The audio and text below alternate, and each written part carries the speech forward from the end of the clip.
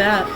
Data. They're not banning anything outright. They're not punishing doctors for prescribing. This is crazy. I've seen like psychos on the Facebook groups that I'm a part of. They're just like, oh my god, RFK Jr. is banning antidepressants. Like, my patients are now stockpiling them. People, he's not banning antidepressants. He has acknowledged that for some people they're useful. We just need to look at the scope of the problem. I think people are purposely... They're gonna make you eat maggots! Because they don't like Trump and he's associated with Trump. Unreal, huh? Instead, they're doing what the government should have done several decades ago. They're looking at the existing evidence and determining whether it's valid or not. They're not going to simply accept clinical trials without looking closely at them. They're going to see whether it makes sense to keep prescribing these drugs to so many Americans, particularly young people. Now, you have to wonder what kind of person would object to a fact-finding effort like that. Well, the FDA would, because if they go in there and they look at these clinical trials, they'll say, hey, FDA, why do you think it's okay to say these drugs are safe long-term when, like 15% of the population is kind of taking these medications now, and you think it's all right to do a 3-month study on these? When people take them for years, you think that's good enough evidence? I think there's going to be a lot of questions people at the FDA are going to have to answer to with respect to not requiring more data, just given the prevalence of use of these medications and all of the risks that have come out about them. After all, if SSRIs and other drugs that you mentioned actually work as advertised, then the extra scrutiny wouldn't be a problem at all. But RFK Jr. has received a lot of pushback because of it. Newsweek, for example, recently took aim at RFK's claim that antidepressants can be more addictive than heroin. They cited a Stanford professor as saying, quote, antidepressants and heroin are in different universes when it comes to addiction risk. In my 35 years in the addiction field, I've met only 2 or 3 people who thought they were addicted to antidepressants versus thousands who were addicted to heroin and other opiates. Someone said it's interesting they're bringing up heroin. Because, that Suboxone stuff, they got approved recently for all their friends in those drug lines. Yeah, my little cousin Lucas, before he died in the bathroom in Livermore of an overdose. I know, he said the FBI had busted down his door a few days before. He died of an overdose. Yeah, that Suboxone stuff, he said he had learned somehow to melt it down and liquefy it and shoot it up, and he said it was just like heroin. This was, back 6-7 years ago. Yeah, when he was pronounced dead of an overdose. Yeah, you can go back and look at that. Yeah, the house got burnt down in a fire, too, around that time, huh?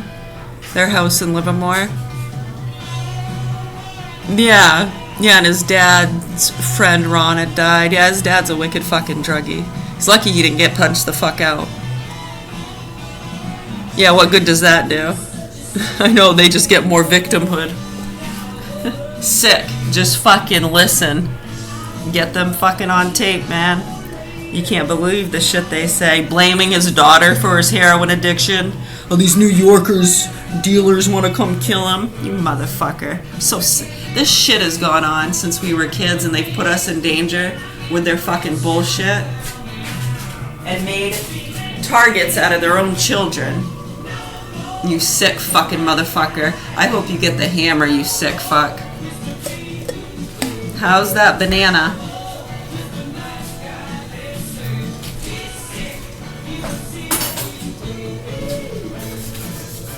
Yeah, it's really bad. But his son, Lucas, before he died in the bathroom of an overdose, it was so sad, and he was messaging me on Facebook. It's right there, a few days before he died. Lupac Norak. Lucas Karen. Karen, yeah, Caron. Get the Karens. Remember back when the Get the Karen thing had started, and my uncle was going off about the drug dealers wanting to get him? This was back before COVID, yeah? Yeah, 2014, 15, 16, 17. Yeah, remember that? He was talking about sucking some black guy's dick in a bathroom in a casino, too. For drugs. Yeah, real cute. You fucking nasty motherfuckers. I really hope you get the hammer. You sick fucks. I don't care how much you want to say you've healed or been in treatment. You didn't have a fucking choice, did you? You sick fuck. Right, so anyways, why don't you look into that? And his son had been melting it down and shooting it up like heroin. And when you go back into that time frame there, it was so sad. And the Turks were fucking with him.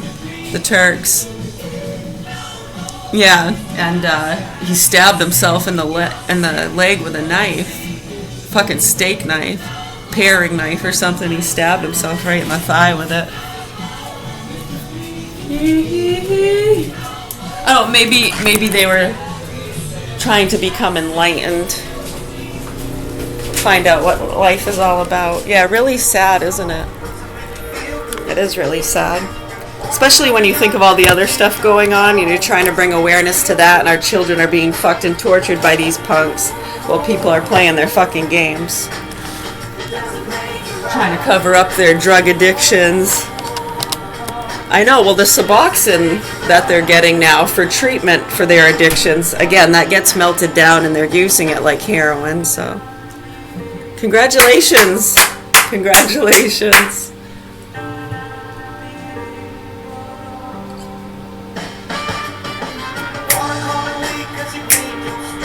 It doesn't make it feel good. Yeah, at that level.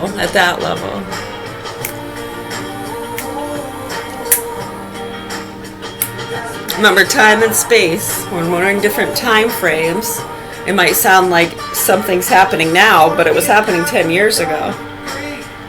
So what should you be doing now? Okay, my name's Mary, and we're at the Governor Hill Mansion in Augusta, Maine, and I have 4 children here, and my youngest 2 are in the hands of sick, murderous pedophiles, and we're going to keep speaking out until the proper authorities here do what they're supposed to do to help our children, and the Central Maine news people start actually reporting the facts and concerns and not peddling nasty fucking druggy and criminal fear propaganda. I mean, what the fuck? How'd you fall for that? Are you that stupid, or think you're protecting yourself and your family? Securing a good job? Sick fucks.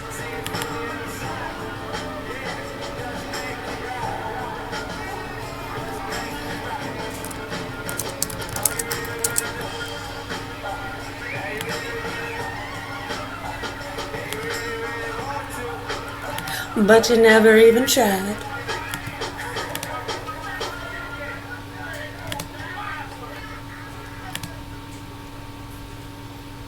It's like skincare, but for your hair. Biolage Hydro Source Moisture Method Scalp and Hair Serum. Concentrated ingredient. Ain't nobody winning. We only here for a minute. So everybody slow down. So this is something I can speak to in depth, because this is what I do. I help people come off these medications, and there's grey here. So what I'll say is a lot of people won't have difficulty coming off these medications. When they do taper off, they'll come off in a couple of months, and they'll be very uncomfortable, maybe for a month or 2, but then their brains bounce back and they feel okay. So that can happen for many people, especially if they haven't used them long term. But for some people who are really sensitive, or they've been on high doses for a long period of time, speaking about decades, these drugs can be just as hard to come off as heroin. When I do these tapers, they can last 1 to 2 years. And the thing that a lot of people miss is that, and this is the difference between coming off antidepressants and coming off heroin. When you come off antidepressants, you can cause yourself a brain injury. You essentially can develop something called protracted withdrawal. And if you're a new listener right now, you might have say, this sounds crazy, brain injury from coming off antidepressants, how is this even real? Like, you're a quack doctor. It's not just me. This is listed in the NICE guidelines. This is the major guideline used in the UK. It's one of the most well-respected guidelines on treating depression. And it's written right in there that that you can have severe withdrawal symptoms lasting months to a year or longer, and that is Susan Collins broke her promise to protect Roe v. Wade and cast the deciding vote for Trump's justices who overturned Roe v. Wade. Now states are banning abortion without exceptions. Tell Susan Collins, stop voting for Trump's anti-choice judges. ADHD has been really difficult in my career, especially when I'm on TV. I'm trying to talk about these 6 players, and a lot of times I must feel like my brain works too fast, and I'm trying to catch myself back up. The advice I have with all those with ADHD is communicate how you feel, how it makes you feel to your loved ones. When it came time to finding the right ADHD treatment for me, I'm really thankful my doctors worked with me every step of the way. And I'm just happy that Jay now has a non-stimulant treatment option like Qelbree to help manage his symptoms. Qelbree is a convenient once-a-day, non-stimulant prescription ADHD treatment for adults and children ages 6 years and older. I want to share my experience because I want to show people there's hope. I want to give them hope. I want to give them another way. But I also really want to show them, hey, it's not just you, it's me too. We do this together. Tap below to learn more about Qelbree.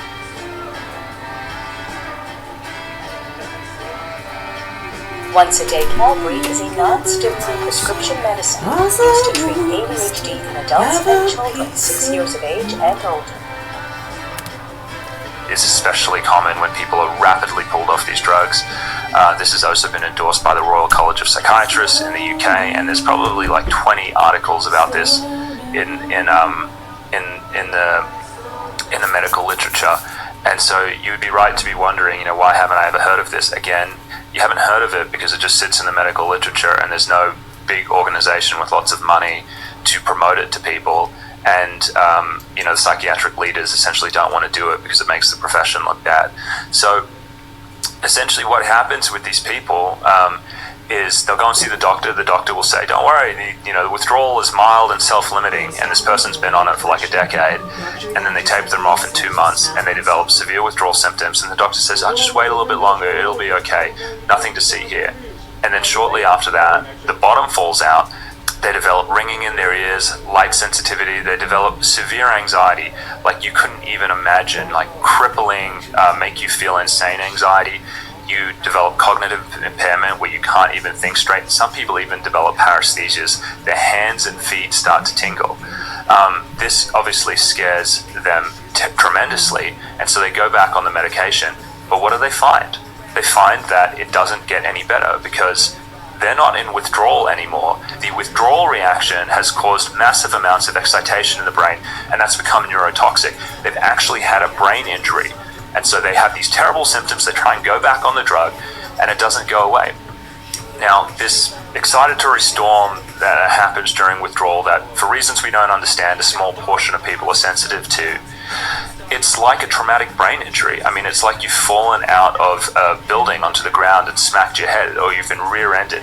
This is a brain injury. It's a global brain injury, and it can take years for people to recover from this. This is what I do. This is 75% of my patients right now have these drug injuries.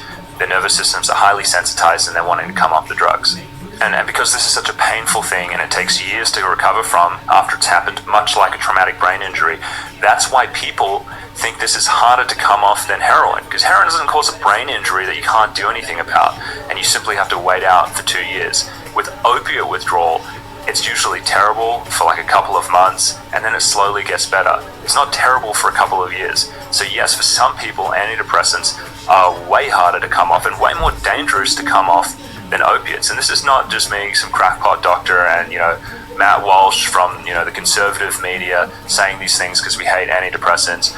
Read the nice guidelines, look at what the Royal College of Psychiatrists is saying, go to PubMed, search antidepressant protracted withdrawal. This is a recognized phenomenon, but people have just never heard of it, which is crazy when you think about how many people are taking this. Did you notice the qualifier there? I've met only 2 or 3 people who thought they were addicted to antidepressants. So one thing we could take away from that is that people who take these drugs tend to be in a lot of denial. And I think, or they have no idea. Something terrible happens to them when they try and come off, and what the doctor actually usually says is, it's your underlying condition, because they've tapered them too quickly.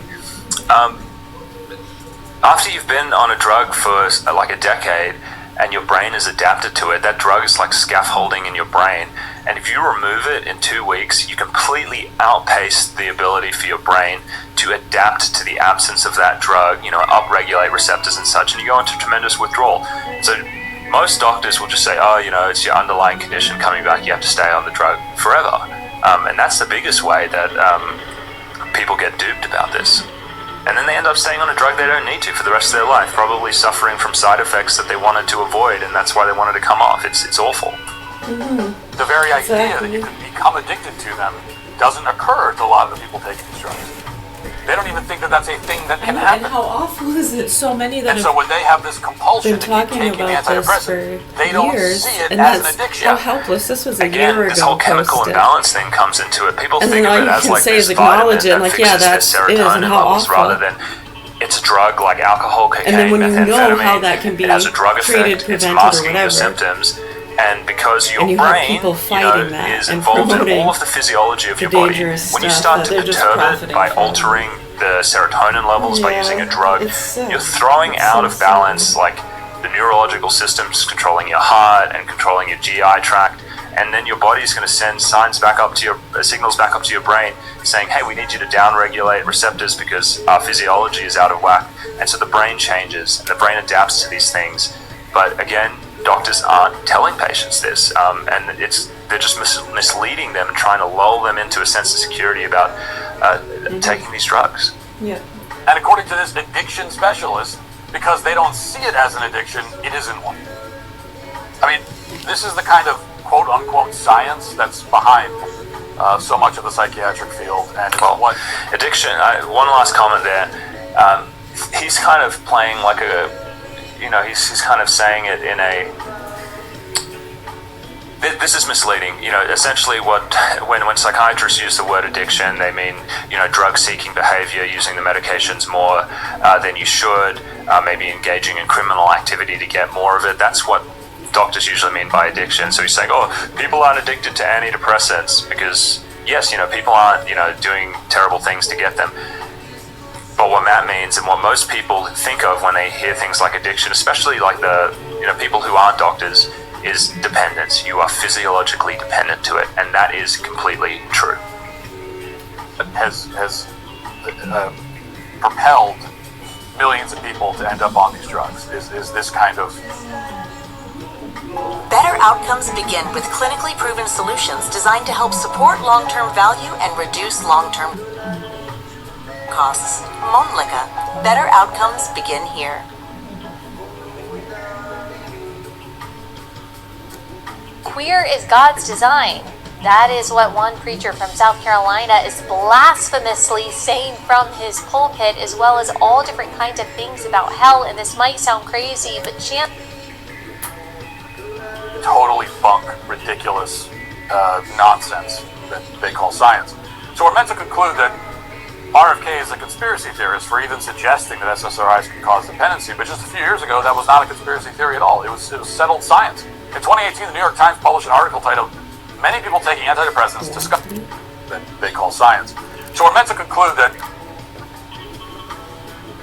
has propelled millions of people to end up on these drugs is this kind of totally bunk, ridiculous nonsense that they call science. So we're meant to conclude that RFK is a conspiracy theorist for even suggesting that SSRIs can cause dependency, but just a few years ago, that was not a conspiracy theory at all. It was settled science. In 2018, the New York Times published an article titled, "Many People Taking Antidepressants Discover They Cannot Quit."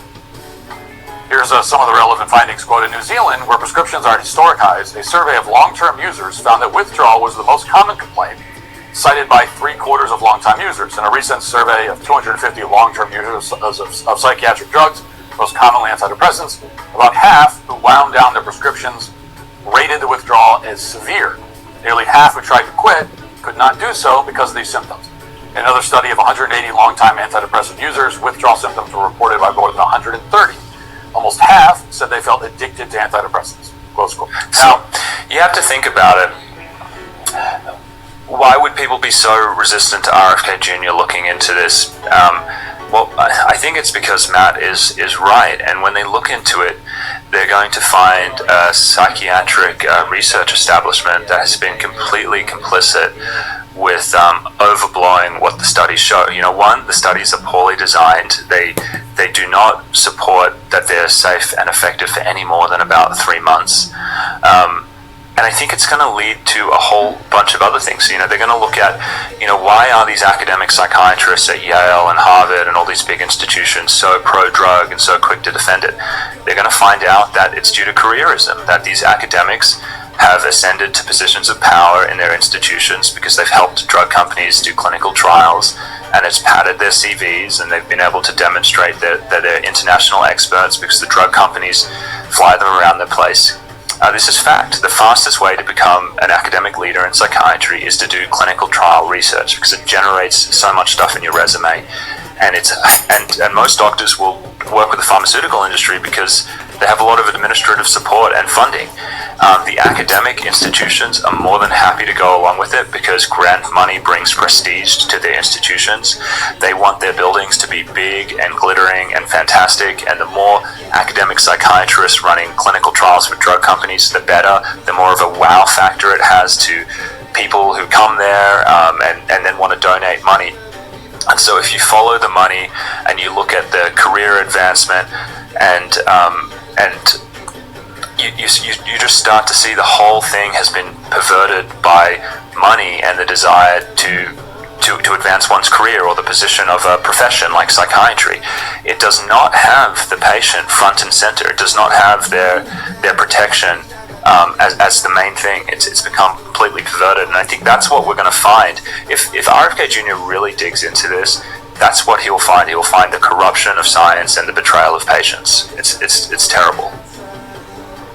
If you compare those numbers to the percentage of heroin users who become addicted within a month of using the drug, you'll find that RFK actually has a point. By one estimate, up to 38% of new heroin users become dependent within a year, which is a lot, obviously, but it's less than the number of antidepressant users who reported feeling severe withdrawal symptoms. And this is why RFK's commission is an important step. It's clear that we have a lot of evidence that antidepressants are causing far more harm than most people realize. But they're not seeing the evidence because it's being suppressed. And a transparent commission could solve that problem. It can also address this objection, which was just published by the left-wing outlet Mother Jones, quote, in a 2023 live stream on X with Elon Musk, RFK claimed that tremendous circumstantial evidence suggested that people taking antidepressants were more likely to commit school shootings. Actually, most school shooters were not taking those drugs, evidence shows. So this is one of the craziest things that people get caught up on. And again, this is another one of these things where people are just like, you have to trust the science. The scientists say you can't do it.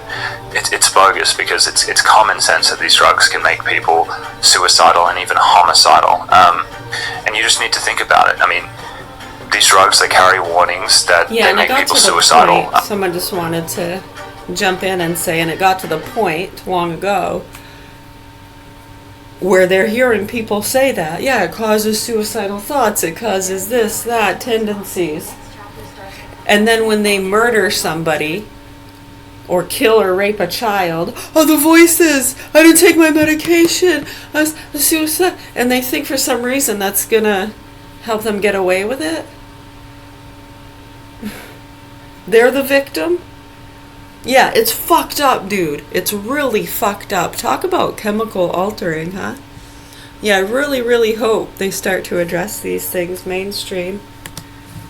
It's completely accepted, and the way that they do that is that there is a group of people who are genetically susceptible to have adverse behavioral side effects.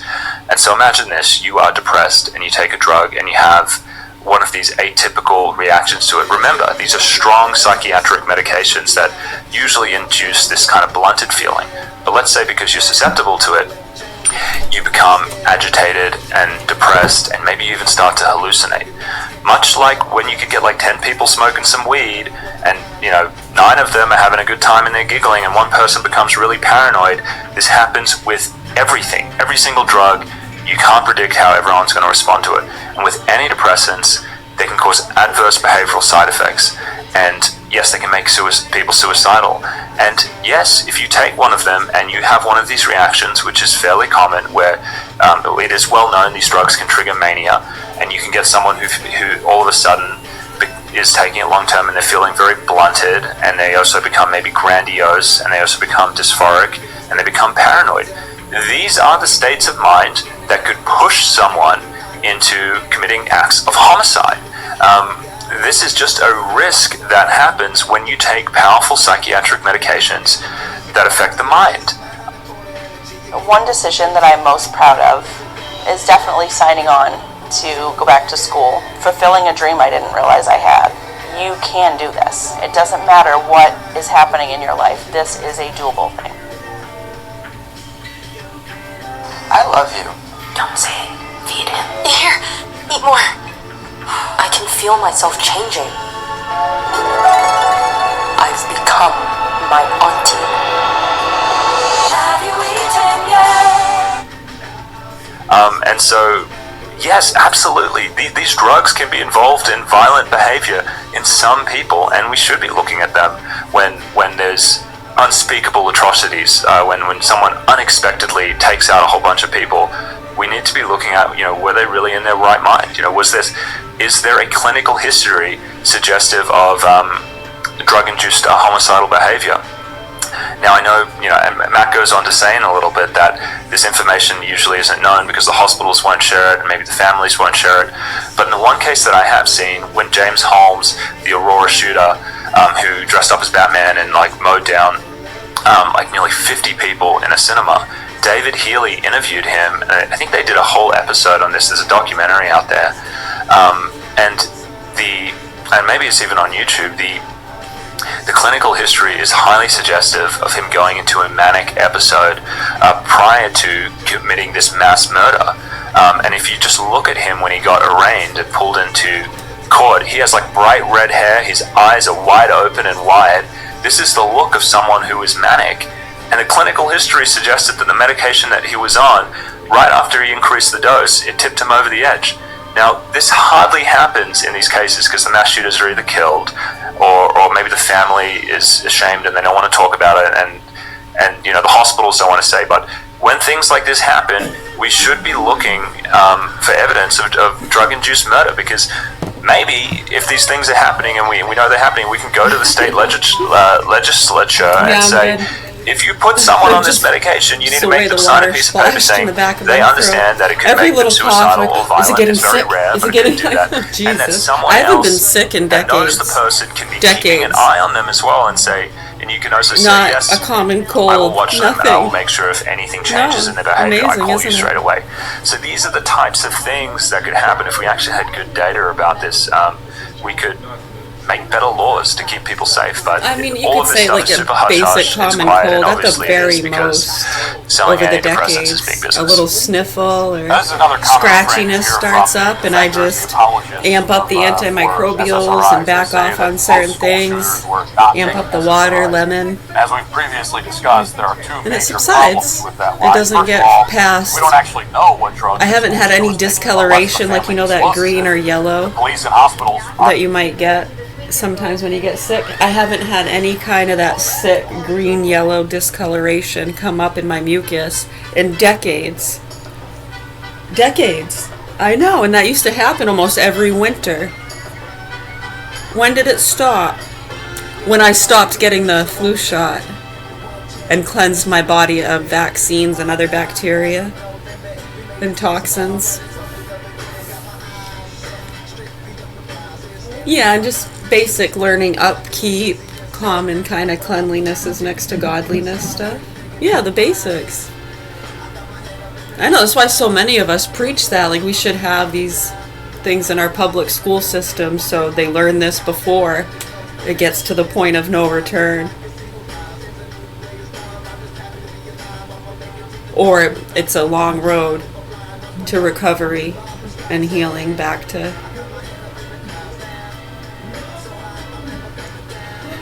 I want to say if it's back to. You're trying to get somewhere? Back to somewhere. It's like a baby.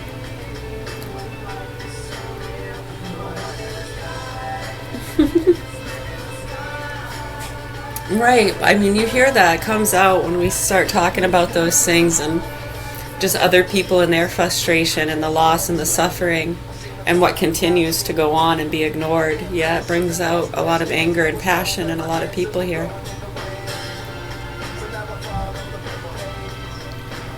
What's a conspiracy?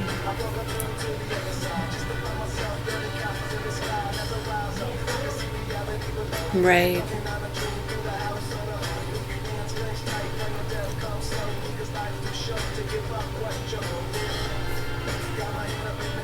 I agree. Aren't going to tell anyone, citing privacy laws. And in pretty much no case does the family definitely state that the shooter wasn't taking certain kinds of medication.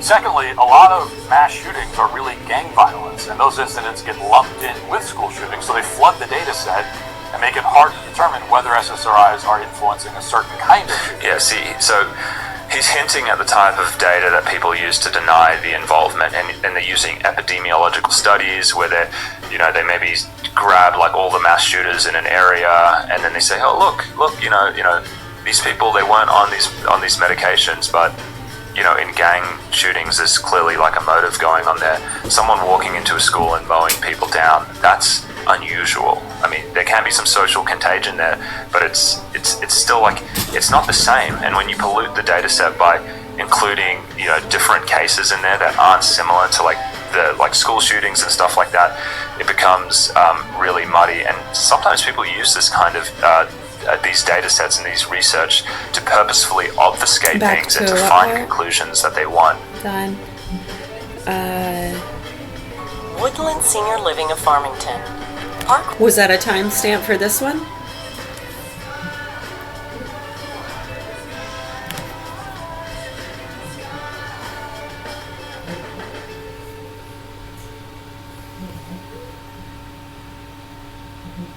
See, I usually don't ask that, do I? I usually just go with whatever I think and then listen. And go, that probably was it, or might have been, or definitely not.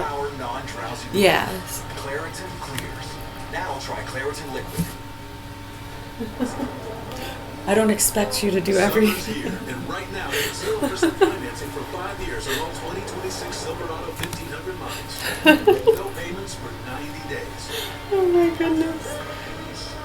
Depression, and it's written right in. And if you're a new listener right now, you might have say, this sounds crazy, brain injury from coming off antidepressants, how is this even real, like you're a quack doctor. It's not just me. This is listed in the NICE guidelines. Alright, someone wanted to jump in real quick because they said there was some conflicting discussions when they heard this earlier.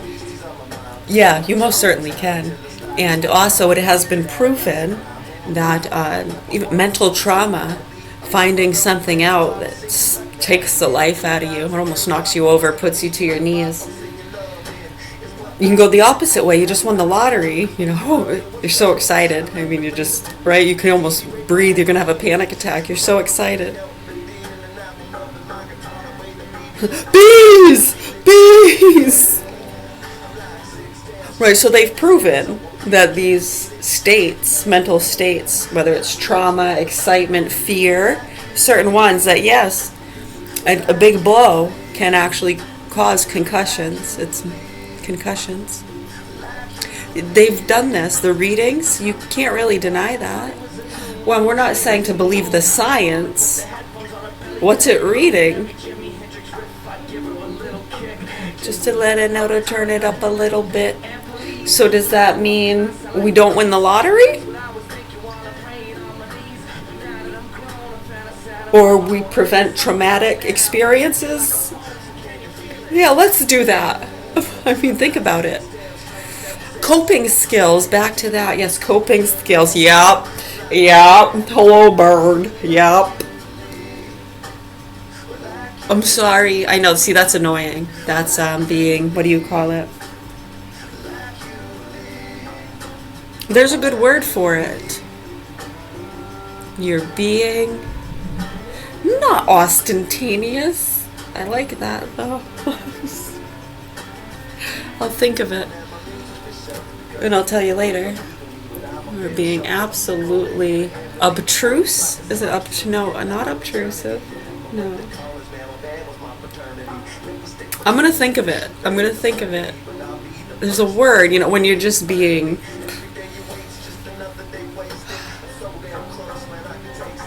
Not sarcastic. There's another word for this too, because it's one thing to be sarcastic in a jovial way. But when it's done more in a maniacal... Right, and then when there's kind of amped up, being over... It's right on the tip of your tongue, isn't it? It's being over... Right, you're just like... just kind of like that.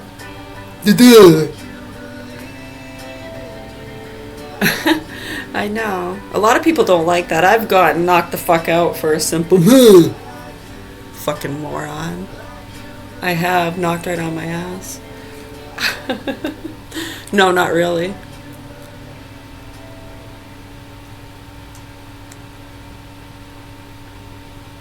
Every sentence that Nietzsche wrote. I mean, the looks, though. If looks could kill, the looks I get sometimes.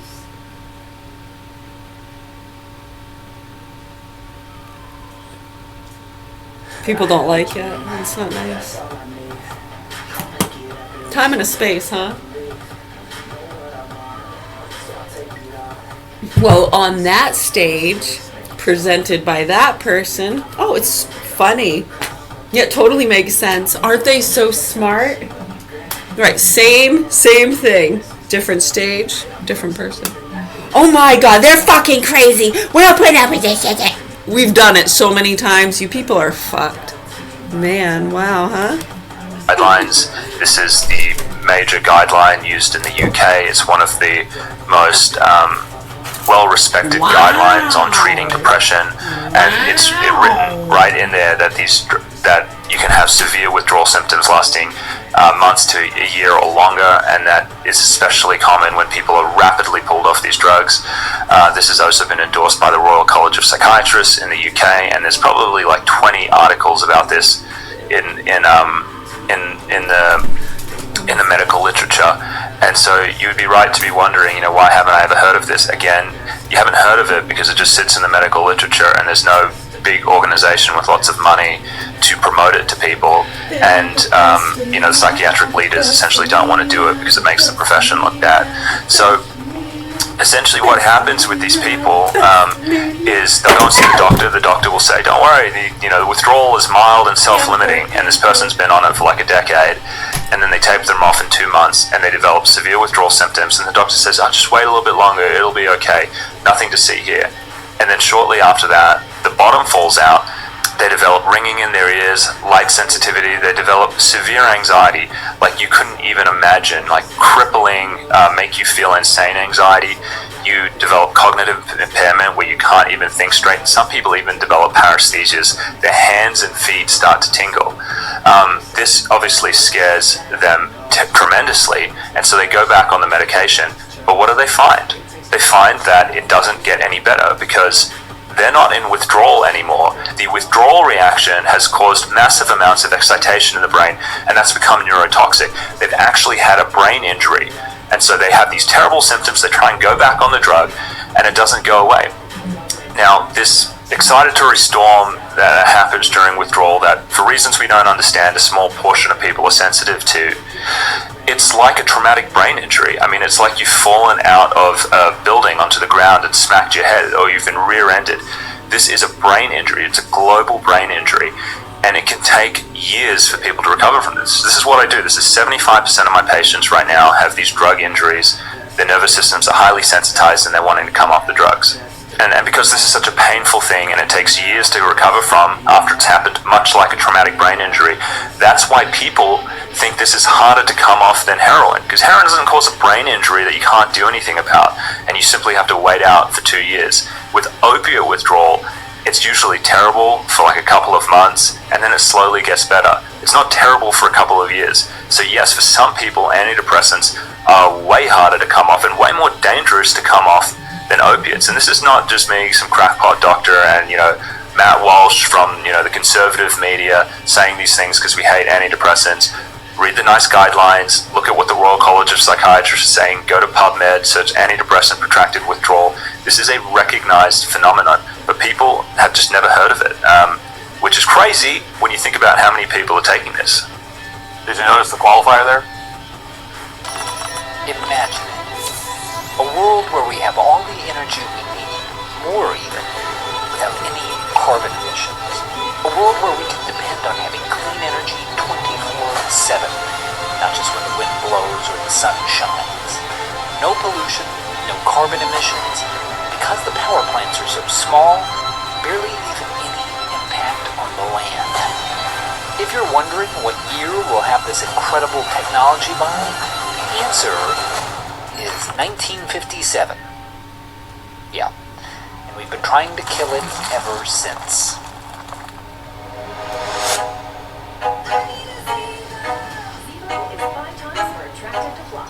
Nuclear energy, it's the power source of the future, and it has been for about 50 years. Back in 1967, it was predicted that America would have as many as 1,000 nuclear power plants online by the year 2000. Today, the actual number is 54. So, what happened? Well, just about the worst run of PR the world has ever seen. At least until Kanye. You've probably heard some of it. Nuclear power is blasting us with radiation. Nuclear waste is going to poison us all. Nuclear reactors could blow up like an atomic bomb. And to review, wrong, wrong, and wrong. In fact, when you look at the research, not only are most of the stereotypes about nuclear energy incorrect, they're pretty close to the opposite of the truth. Because as it turns out, nuclear power is just about the world's safest energy source. Now, we could dedicate a whole video to puncturing all of these myths, but we've done that already. If you want that story, you should click here. We think you'll like it. We're mean to the French for absolutely no reason. Anyway, when it comes to public attitudes on nuclear these days, something weird has happened. The fears seem to be fading. In 2025, 61% of Americans told Gallup that they support nuclear power, a number that's near an all-time high. What changed? Well, for one thing, we've learned that when it comes to carbon-free energy sources, nothing compares to nuclear. To give you an idea of what we mean, consider the following. American investments in renewable energy sources like wind and solar have looked like this over the past decade, reaching nearly $93 billion in 2023. Meanwhile, the number of nuclear reactors in America looks like this. They've been declining for over 30 years. And yet, despite those trends, nuclear power still provides more of America's electricity than wind and solar combined. In fact, while nuclear power plants make up just 0.4% of all the power plants in the U.S., they provide 18.6% of our electricity. And that's because nuclear power gives you incredible bang for the buck. For instance, the amount of energy nuclear can generate from a single uranium pellet that's only about an inch tall is as much as you get from 120 gallons of oil, or 17,000 cubic feet of natural gas, or 1 ton of coal. All of which means that if you want a lot of power while still cutting carbon emissions, nuclear power is pretty much the only game in town. And here's the thing, we need a lot of power. The U.S. Department of Energy estimates that the world is going to be using as much as 75% more electricity by the year 2050. One of the reasons, the massive energy demands of new technology, like AI. How massive? It's estimated that just one of the biggest new data centers would need twice as much electricity as all the residents of a major city like Pittsburgh use in a year. Which is why the tech sector is waking up to the fact that nuclear may be their best option. Bill Gates has invested $1 billion into a new nuclear facility in Wyoming. OpenAI CEO Sam Altman has backed not one but 2 nuclear startups. Microsoft plans on restarting a nuclear power plant in Pennsylvania that they've christened the Crane Clean energy center, though you might know it better by its original name, 3 Mile Island. That's right, times have changed so much that they're reactivating the site of the worst nuclear disaster in American history.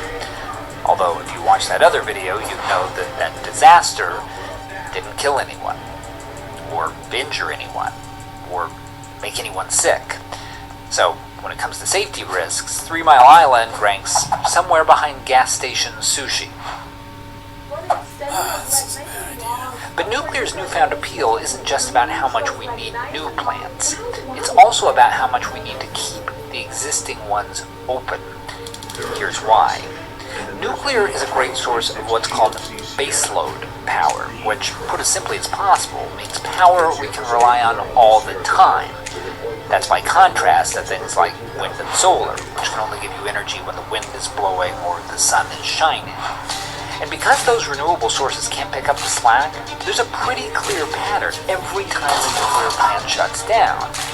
People tout it as an environmental victory, and then discover it means they're actually going to have to use more fossil fuels. When Japan backed off of nuclear power after the 2011 crisis at the Fukushima plant, another disaster in which no one died or got sick from radiation, it had to admit that its carbon emissions, which were previously projected to decrease by 6% by 2020, were actually going to increase by 3%. After New York shuttered its Indian Point nuclear facility in the early 2020s, it was estimated that the state ended up emitting over 4 million tons of carbon a year more than it would have if the plant had remained open. So, if nuclear is reliable, safe, environmentally friendly, and now even kind of popular, we must be getting ready to build a ton of it, right? Yes. If by us, you mean everybody who's not us. Around the world, there are about 70 nuclear reactors under construction, with about 100 more planned. India is currently building 6.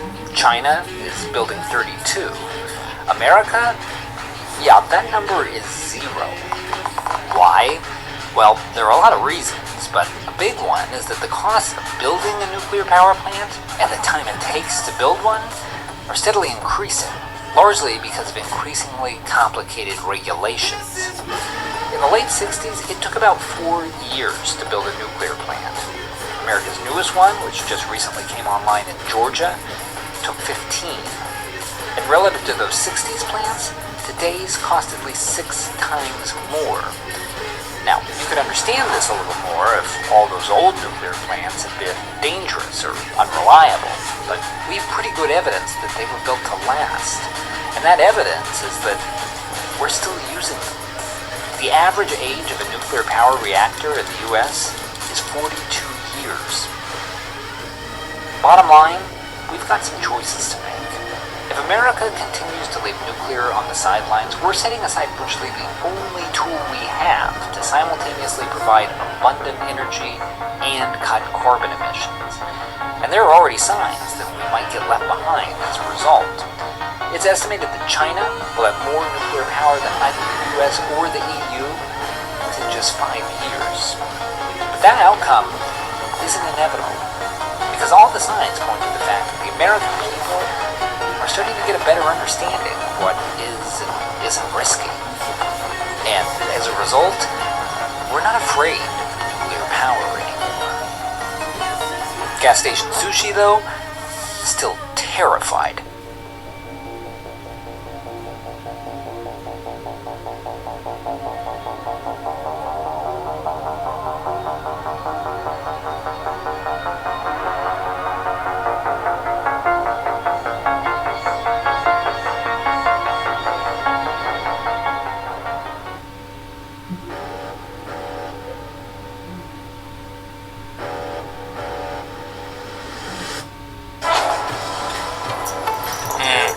This is getting on my nerves. I'm seeing it, Mike. Just walk to the cart, Carl. Yeah. These guys are insane. I mean, these guys... he told me to walk over here. Did he actually? Yeah, so I'm over here. Did you actually tell him to walk away? Did anyone just feel the tension just rise a little bit? Oh, that's so... Cut! Might be gone, though. not illegal. Is that illegal? Nah, it's fine. Watch the tie spinner, Luke. Are you ready? Should we give him a driver to hit from here? Oh, no. Off the green. Oh no. It's gonna come off the green. It's off the green! No! It's about to get personal. It's about to get real. Alright guys, welcome back to TaylorMade's YouTube channel. Today we have a 2v2. Myself, Luke Clanton, versus Carl Phillips and Michael Thorpe Olsen. How do you say your last name? Keep that one in there. Keep it. Thorpe Olsen? Yeah, no, I had Different guy. I had the other guy, the front nine, we're gonna do a 2v2, just scramble. The back nine, it's gonna get spicy. Now, I don't know what kind of spicy, but something's gonna happen. So just stay tuned. We're still thinking about it. We're still thinking what we're gonna do. Could involve some drivers, some woods. But yeah, here we go, guys. Let's get into it. 94. I like that. Gosh, this is gonna rip. I think it's gonna rip, right? Oh wait, this is way. I have to rip a 58. This is 94 from back here. It's 94. Okay. I'm actually gonna see how your ball reacts. Yeah, you get a caddy view up there. Oh, Way right. Shallow, damn it. yeah, like shallow. Think about it. Okay. Oh, You're gonna come shallow now. Yeah, off the turf. These guys are gonna come a little steep. It's a scramble. You guys are good. yeah. Scramble. Like, you got me here. Yeah. It came out pretty high. I'm nervous right now, man. I'm a little, heart's pumping. Your neuro goes. Yeah, it's hitting right now. I'm juiced right now.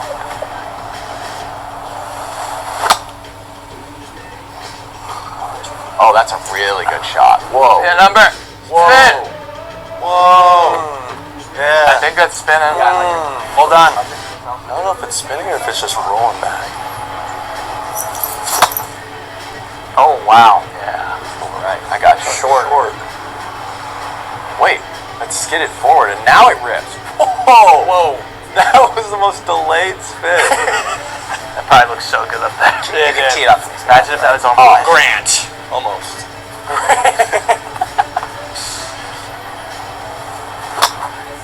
Oh yeah. To the left. Yeah. Alright. Shot. Hold on. That was going to turn over more. Okay. That was nice. Oh boy. First of all, we got to make a putt. Yeah. That's fine. Yeah, we can't go down fast to these guys. That's fine. We're good. We're fine. Oh, good number. Good club, Tim. Dude, this is crazy for you and I, because we go back. We were just talking about it the other day on FaceTime that we played together. You were 13 years old. I was like 17. And it was like your first tournament you ever played. South Florida PGA Junior tournament. Yeah. It's the first tournament you played back. All the way back, yeah. And I remember you were hitting three-wood from like 200 yards. You were hitting like this cut in there. Just a little fillet cut. It was amazing. But you actually still played it. You played really good, and you were. You won that tournament. I thought I did. Did you not win? I came in like third. No way. Yeah. You kind of. I think you played well. You shot I did. 60. It was a great day. 68. This was one of my best rounds with you. It was great. Can't lose. Oh. No, we're not gonna lose. No, I remember that round pretty vividly too. Yeah. Like you were flushing it. That was a good day. That was a really good day. I was like, dang, this guy's good. This guy's really good. So boys, let's keep thinking about that back nine format. I still got nothing. We could do worse ball. Ooh, Could we like spin the wheel on it too? Like we could do worse ball. Worst ball's pretty good. Worse ball scramble. Grant, are you going first on putting? How do you feel about your putting? I feel good, but I feel like you should definitely go second. Okay. I feel good on it though. What are you feeling? Like, do you want help with the reads, or do you? Yeah, of course. Like, okay. What do you want to do here? Just stay right here with us. Yeah, let's just leave our shadows. Grain's going to touch to the left, but it's pretty close. Don't do that, dude. That is.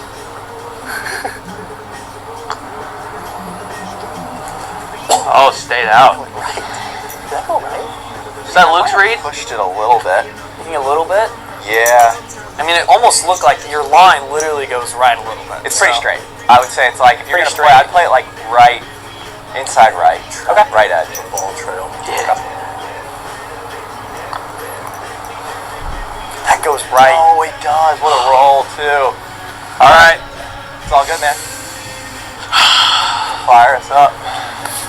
It's the first hole. I mean, honestly, you know, it's a good 3. Just 2 really mediocre wedge shots. 2 really mediocre putts.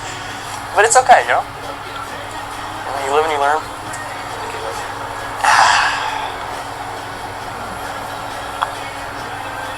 Oh, it goes left. It goes left? Oh. Yeah. Hey, I'll tell you what, there's nothing like those YouTube nerves. There's nothing like them. I think, just right Right center. You know what, though, I will say, every time, like even this morning, like when you came with the camera, heart popped. Yeah, I felt it. I was like, wow. Yeah. You can play out there on TV, it's fine. If you don't see it. You're like right there, you're like, nice. It's just a good birdie. Work. Okay, good birdie. Crazy that It was expected. Hey, that's a team effort. So I didn't say it in the intro, but I do get 1 mulligan throughout these 9 holes, just to make it a little more fair. We could have used our mulligan, man. I bought a couple in the pro shop. So all 3 of you guys right now, PGA Tour this year. Yeah. And you guys are all like, it's really cool to see you guys coming right out of the gate. It's crazy. With a lot of confidence. Oh, it's also nuts to like see 3 of you, like your friends you've known for 10 years. Yeah, you guys, junior golf. you guys all play junior golf together? Oh yeah, a ton. Really? Right, they've known you each guys other are all right. Yeah, it's crazy. All TaylorMade. All playing on the tour. It's not bad. A lot of fun. Carl, how far we got here? I don't know. I don't have a rangefinder. Here. Oh. 107. 107. Rip a 60. Are you actually? Yeah. No, you're not. Off the turf, I can kind of see That's that. crazy work. 60? I think we hit 54. Yeah, well. What do you hit, 50? Well, like, Dude, I have a 50 and a 56. Let me see what everyone does here. You have that baseball grip, right? I do. I noticed that. immediately. Yeah, I did. Like, right Can you tell? Like, no, when I was watching you hit, I was standing behind you and I could see. He's like, can you tell? I'm going to do an interlock.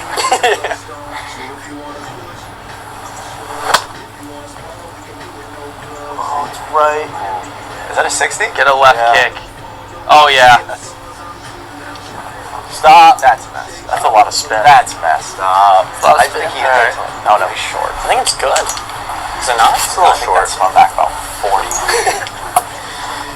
I'm ever feeling. I'm gonna go for a more flighted option. Yeah, 7. I love that. Early in the morning. I think it's still gonna spin though, right, Mike? I think it's like they can skip and then just stop. Yeah. Not at all.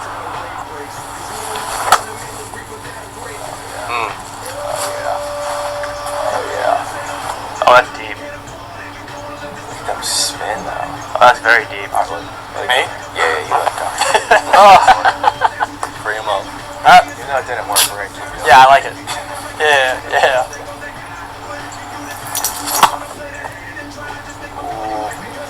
Oh, Pretty good. Looks good weight. oh yeah. Now come back. Oh, spin. Come back. Where is it? It was like a Pretty good. delay, You're like but I think 10, it's 12 really feet. good. Did you hit Oh, 54? Just a little 54, like a 103. So 1 yard less than the. 107 is the number. Oh, it was? I thought it was 104. No, 107. Turn left. Go. No. Go. No. We're good. Okay, I'm going with the 50 next time. It was Wait, all mulligan? Hey, was that 56? Mulligan. 6, yeah. Nah, I didn't get the turnover. That's fine. You're in there close. Yeah. Good. I'm good. No, they're going to save that mulligan for an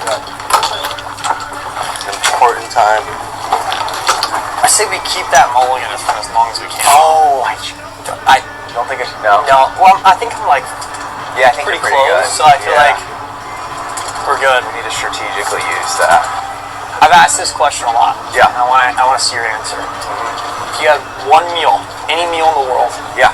at dinner, what's your food platter? What are you getting? Oh my gosh. Okay, that's easy. From app to main Yes. to even like a beverage. Yes, so like it's a gonna Coca-Cola, whatever. Yep, it's gonna involve a lot of seafood. A lot of seafood. So I'm going like full Japanese omakase. Wow. I'm going like, Wow. yeah, I'm going Toro. Wow. You know Toro? Yeah. Red roll. Oh, yeah. I'm going like the Toro belly. with a little caviar on top. I'm getting bougie here. But if you're telling me it's my last meal, it's not your last meal. It's just okay. any meal. Appetizer. Oh gosh, that's such a good question.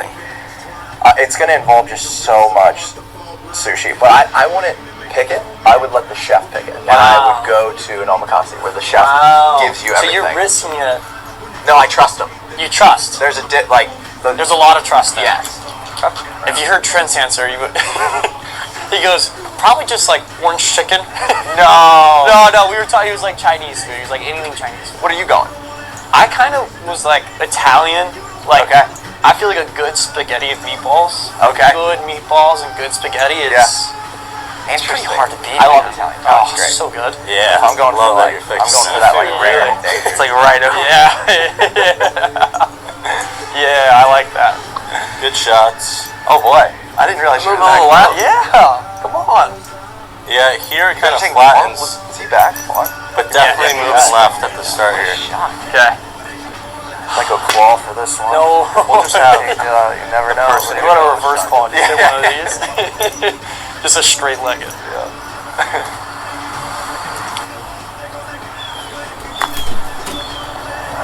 Oh no. I just happened to walk in. So I will use a mulligan if I have to right here. Yeah. Really? Yes. I don't know if we need that. I just want you to feel that. Yeah, feel comfortable. Yeah. I've met only 2 or 3 people who thought they were addicted to antidepressants. So one thing we could take away from that is that people who take these drugs tend to be in a lot of denial. And I think Or they have no idea. Something terrible happens to them when they try and come off, and what the doctor actually usually says is, oh, it's your underlying condition. Because they've tapered them too quickly. After you've been on a drug for like a decade, and your brain is adapted to it, that drug is like scaffolding in your brain, and if you remove it in 2 weeks, you completely outpace the ability for your brain to adapt to the absence of that drug, upregulate receptors and such, and you go into tremendous withdrawal. So most doctors will just say, oh, it's your underlying condition coming back, you have to stay on the drug forever. And that's the biggest way that people get duped about this. And then they end up staying on a drug they don't need to for the rest of their life, probably suffering from side effects that they wanted to avoid, and that's why they wanted to come off. It's awful. the very idea that you could become addicted to them doesn't occur to a lot of the people taking these drugs. They don't even think that that's a thing that can happen. And so when they have this compulsion to keep taking the antidepressant, they don't see it as an addiction. Again, this whole chemical imbalance thing comes into it. People think of it as like this vitamin that fixes their serotonin levels rather than it's a drug like alcohol, cocaine, methamphetamine. It has a drug effect. It's masking your symptoms. And because your brain, is involved in all of the physiology of your body, when you start to perturb it by altering the serotonin levels by using a drug, you're throwing out of balance like the neurological systems controlling your heart and controlling your GI tract. And then your body's going to send signals back up to your brain saying, hey, we need you to downregulate receptors because our physiology is out of whack. And so the brain changes and the brain adapts to these things. But again, doctors aren't telling patients this, and they're just misleading them, trying to lull them into a sense of security about taking these drugs. And according to this addiction specialist, because they don't see it as an addiction, it isn't one. I mean, this is the kind of quote-unquote science that's behind so much of the psychiatric field. And what addiction, one last comment there. He's kind of playing like a, he's kind of saying it in a, this is misleading.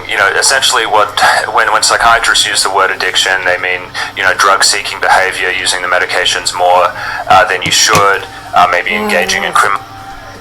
A lot of jump-ins. Yeah, I know exactly where you're going with that.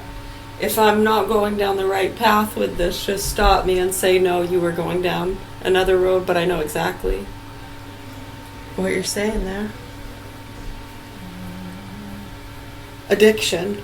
Yeah, remember back when they were having these discussions and trying to bring common sense into those fields, knowing that they're the ones prescribing things and spreading fear propaganda and concerns and paperwork. Wow. People are fucked, dude. We've been watching and listening to everything. Yeah. So remember, this was years ago, like probably over 15 years ago, and they were talking about the addictive stuff. Well, you have to have your coffee. Yeah, that's true. Don't talk to me till I have my coffee. Right? And then all these signs and memes and calendars and posters. It was all throughout Kohl's and the Christmas tree shops. I gotta have my coffee. Don't talk to me till I have my coffee. Right. You know, I didn't have coffee yesterday or today. None. Well, it's the caffeine. It's the caffeine. Right. So where does it become a problem? You have to have it, or, I mean, if it weren't there, if for some reason you're on the road or you just didn't realize you were out of coffee.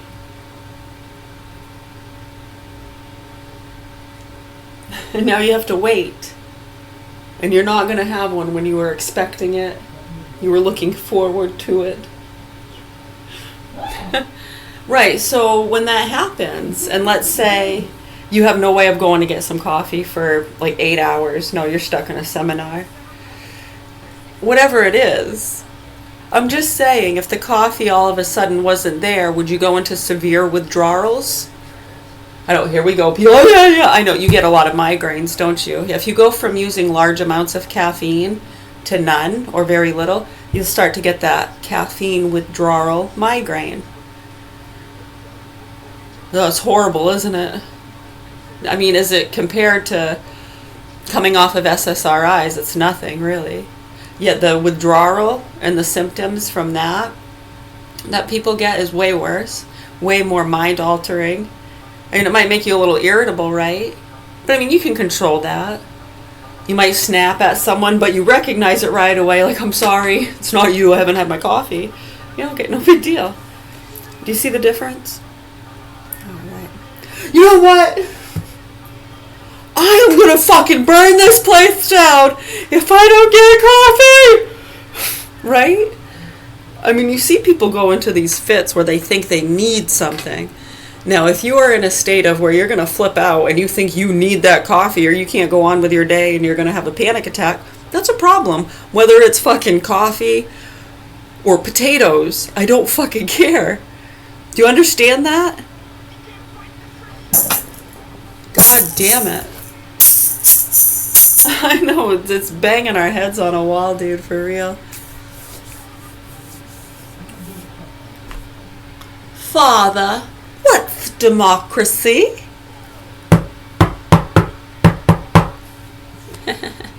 Criminal activity to So get yeah, more of addiction. it. That's what When we get into addiction and understanding that, when does it become a problem? We do this all, whether it's gambling. There's nothing wrong. Buy a scratch ticket. You want to go to the casino? Be fun to go. I'll play a few slots. When does it become a problem? Let me pull that handle one time. Okay, that was fun. Let's go. Fucking machine just took my money. Feeding machines, huh?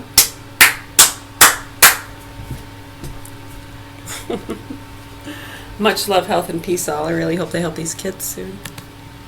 doctors usually mean by addiction. So he's saying, oh, people aren't addicted to antidepressants because, yes, people aren't, doing terrible things to get them. But what Matt means and what most people think of when they hear things like addiction, especially like the, people who aren't doctors, is dependence. You are physiologically dependent to it, and that is completely true. Has propelled millions of people to end up on these drugs is this kind of totally bunk, ridiculous nonsense that they call science. So we're meant to conclude that RFK is a conspiracy theorist for even suggesting that SSRIs can cause dependency, but just a few years ago that was not a conspiracy theory at all. It was settled science. In 2018, the New York Times published an article titled, "Many people taking antidepressants discover they cannot quit." Here's some of the relevant findings. Quote, in New Zealand, where prescriptions are historicized, a survey of long-term users found that withdrawal was the most common complaint, cited by 3/4 of long-time users. In a recent survey of 250 long-term users of psychiatric drugs, most commonly antidepressants, About half who wound down their prescriptions rated the withdrawal as severe. Nearly half who tried to quit could not do so because of these symptoms. In another study of 180 longtime antidepressant users, withdrawal symptoms were reported by more than 130. Almost half said they felt addicted to antidepressants. Most quote. Now, you have to think about it. Why would people be so resistant to RFK Jr. looking into this? I think it's because Matt is right, and when they look into it, they're going to find psychiatric research I like to wash establishment my that's bedding been at least once or completely twice a week complicit during the with, summer. overboard During the what winter, studies show. You once know, or one, twice the a studies month, are poorly designed. They do I know, not you would think support more, that they're right? safe and effective for any more than about 3 months. Sometimes I do, at least and I the think it's gonna sheets, lead but to do a all whole the bunch bedding. of other things. You know, they're going to look at, why are these academic psychiatrists at It's really Yale and nice, Harvard and all these big institutions so pro-drug and so quick to defend it? They're going to find out that it's due to careerism, that these academics have ascended to positions of power in their institutions because they've helped drug companies do clinical trials, and it's padded their CVs, and they've been able to demonstrate that they're international experts because the drug companies fly them around the place. This is fact. The fastest way to become an academic leader in psychiatry is to do clinical trial research because it generates so much stuff in your resume. What are you doing? And most doctors will work with the pharmaceutical industry because they have a lot of administrative support and funding. The academic institutions are more than happy to go along with it because grant money brings prestige to their institutions. They want their buildings to be big and glittering and fantastic, and the more academic psychiatrists running clinical trials for drug companies, the better, the more of a wow factor it has to people who come there and then want to donate money. And so if you follow the money and you look at the career advancement and you just start to see the whole thing has been perverted by money and the desire to advance one's career or the position of a profession like psychiatry. It does not have the patient front and center. It does not have their protection as the main thing. It's become completely perverted, and I think that's what we're going to find. If RFK Jr. really digs into this, that's what he'll find. He'll find the corruption of science and the betrayal of patients. It's terrible. Want a banana? If you compare those numbers to the percentage of heroin users I'm not going to have a banana. drug, These apples are really good. The Cosmic Crisp apples. Women in These America are yummy. and pretty much all over the world were treated like second-class citizens. In recent decades, however, as more opportunities opened up, women's accomplishments I'm going to make a lemon water, finish our laundry, and we're going to make breakfast rice. skyrocketed. Women flooded into the I'm not sure what's going to be in the breakfast rice. I haven't decided yet. RFK actually has a point. By one estimate, up to 38% of What new could heroin we put users in our become dependent breakfast within a year, rice? which is a lot, obviously. But it's less than the number of antidepressant users who reported feeling severe withdrawal. Sausage? And this is why RFK's commission I is don't important eat step to sausage. clear that we have a lot of evidence that antidepressants are causing far more harm than most The people realize. plant-based sausage I would do. But they're not seeing the evidence because it's being suppressed. And a transparent commission What could else could solve we that put problem. in our breakfast rice? They can also address this objection, which was just published by the left-wing outlet Mother Jones. Quote, in a 2023 live stream on X with Elon Musk, RFK claimed that tremendous circumstantial evidence suggested that people taking antidepressants were more likely to commit school shootings. Actually, most school shooters were not taking those drugs, evidence shows. So this is one of the craziest things that people get caught up on. And again, this is another one of these things where people are just like, you have to trust the science. You know, the scientists say it can't do it. It's bogus because it's common sense that these drugs can make people suicidal and even homicidal. Oh, that's a good idea. Someone, and you just need to think hold on, about it. Go back to that. What'd you do? Oh, that's interesting. Someone said they made a breakfast wrap. Oh, it's something you do normally. So they say that something they like to have on a normal basis. Breakfast rice burritos. Interesting. It's a lot of carbs. You must work out.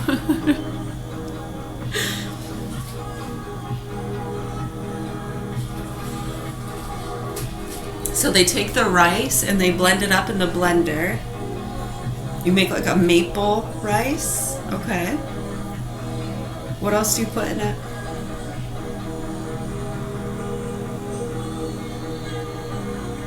Okay, so they make like a spread with the rice, a little bit of maple, butter.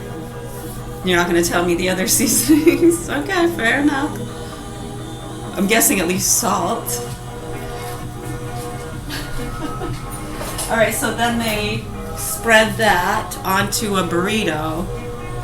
And you use the dairy-free cheese. Okay, they get the dairy-free cheese slices or slices or shredded.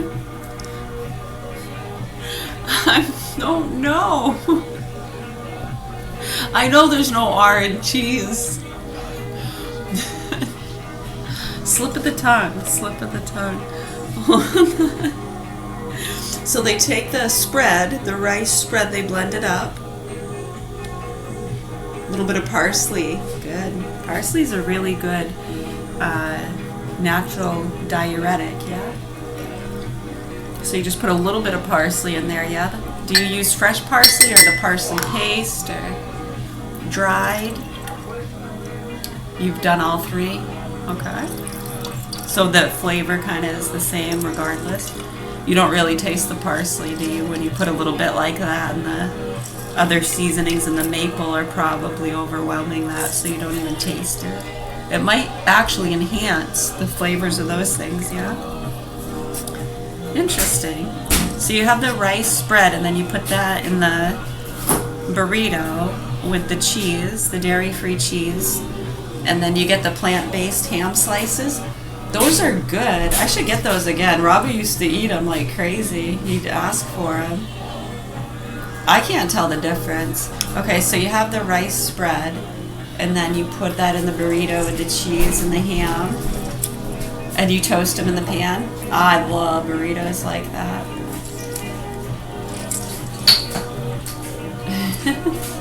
Oh, kind of like enchiladas. You do a breakfast enchilada style sometime, but with totally different ingredients.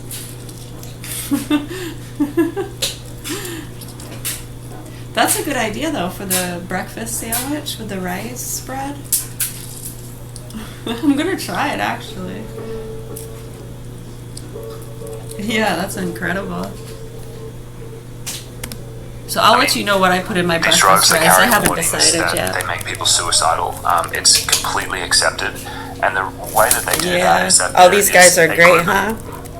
It's the science. You know, the scientists say it can't do it. It's bogus. Yeah, they because it's- kinda it's know common sense that bullshit, these drugs huh? can make people suicidal and even Nonsensical homicidal. people.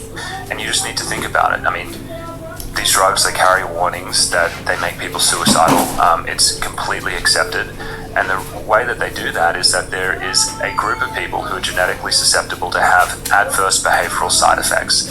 And so imagine this, you are depressed and you take a drug and you have one of these atypical reactions to it. Remember, these are strong psychiatric medications that usually induce this kind of blunted feeling.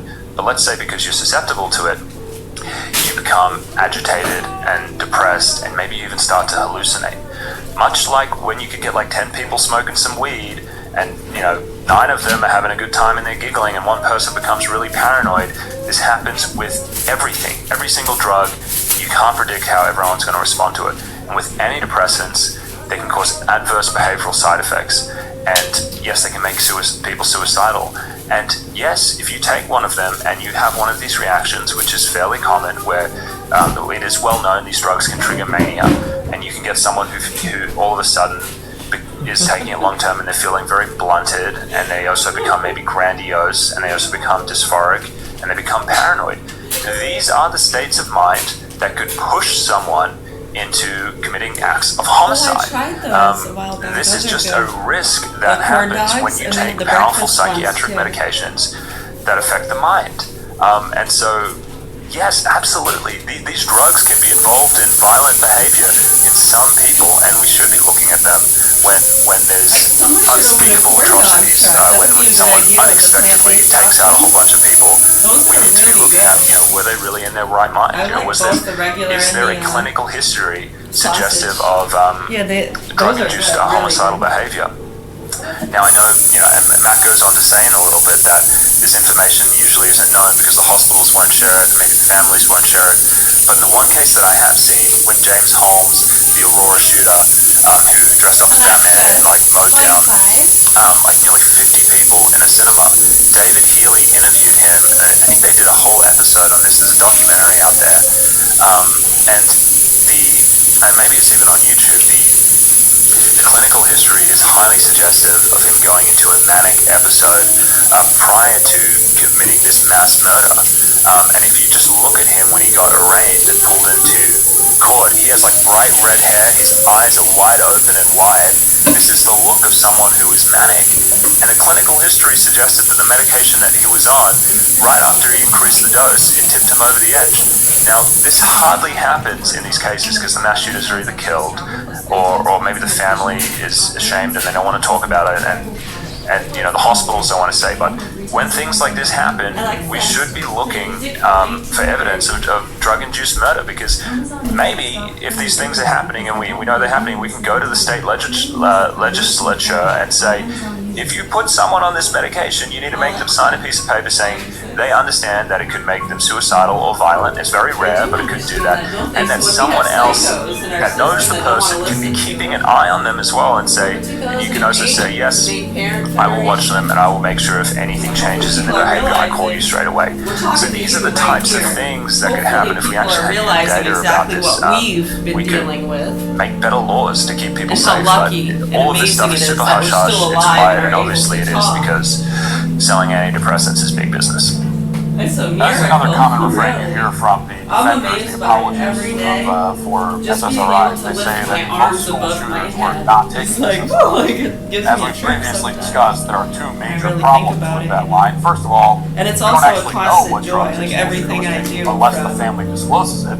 The police and just hospitals walking aren't around, going to tell anyone, giving citing away, privacy laws. helping somebody get and something pretty much off the no shelf. case does the family definitely state that the shooter wasn't Just taking the simple things. certain kinds of medication. It's incredible. It's like a Secondly, constant a lot of mass shootings are really uplifting gang feeling. violence, and those incidents get lumped Just into having the school shootings. capability So they to flood the see, data set to talk, make it hard to you know, determine whether to SSRIs are understand. influencing a certain kind of Yeah, see, And so when you know how easily he's that can hinting be at the type of lost, and you data see that it people happen use to to others, deny and, the involvement, you and have they're moments using where you almost epidemiological slip, studies like, where I'm losing my mind they or maybe something. grab like all the mass shooters This in is the it! area, and then I'm having that moment! you know, these people, they weren't on This these is on my these time to medications, but, flip! You know, in gang shootings, there's clearly like a motive going on there. Someone walking into a school and mowing people down, that's unusual. I mean, there can be some social contagion there, but it's still like, it's not the same. And when you pollute the data set by including, you know, different cases in there that aren't similar to like school shootings and stuff like that, it becomes really muddy. And sometimes people use this kind of these data sets and these research to purposefully obfuscate things and to find conclusions that they want. I like now, that. anecdotally, of course, you'll find Put it on the playlist. Mood Indigo, Duke Northern Illinois University, to the Navy Yard, to the movie theater in Aurora, Colorado, to the Black Church in Charleston, to the Old National Bank in Kentucky. The shooters were all confirmed to be on antidepressants. In response to these shootings, you might say that correlation doesn't prove causation. After all, these shooters were taking SSRIs because they were unstable. Doesn't necessarily prove that SSRIs made their condition worse, and that's true, but there is additional affirmative evidence to believe that SSRIs are in fact making these shooters' condition worse. For one thing, there's the FDA black box label on these drugs, which indicates that they can increase the risk of suicidal thinking and behavior. Do you know what's crazy? I think one of the reasons they want to suppress, you know, the story about the drugs making people suicidal or homicidal is they want it to be as easy as possible for doctors to prescribe these meds. And in an outpatient setting, usually within the first month, like someone will see a doctor like 3 times or something like that for like 20 minutes. And it's such a limited amount of time to be able to actually be like, hey, are you having any behavioral changes? Can I call like your spouse or your mom just to check in and see how you're doing?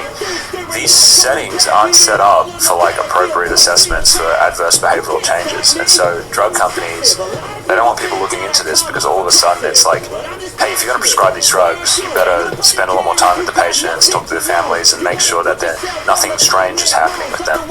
And so they want to make them seem a lot safer, so family medicine doctors feel okay just like dishing them out in, with 8 minutes of FaceTime per visit. And there's this. A few years ago, researchers writing in the Journal of the Royal Society of Medicine found that the antidepressants double the risk of suicidality and violence when they were given to healthy people no mental health disorders. And this is a direct quote from the journal. Antidepressants double the occurrence of events in adult healthy volunteers that can lead to suicide and violence.